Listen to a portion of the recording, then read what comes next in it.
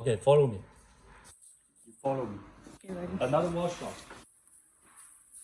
And this, we already put this closure and front door, and we are getting ready to pack all the hair and ship out. I will show you the raw material from collecting the material to make it into the bundle. And firstly, after we collect the human hair, we need to pull the hair to combine the hair together. So we have selected every pieces of hair. You see, the workers are working here like this. We pack the hair. We see some workers pulling the hair out to take some short hair out and to put them together. The same length hair together, another length hair together.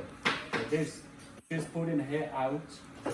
And some workers are packing the hair, the head.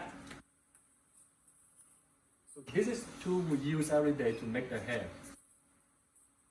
So as you guys know, we have all this raw material.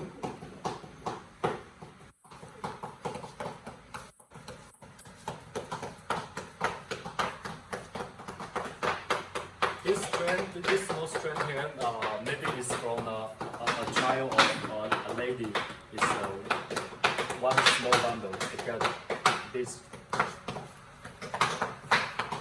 and we already packed and wrapped the hair to make the hair fresh. So we will use this raw hair to make into whatever is replaced with our bundles or a very long closure bundle like this.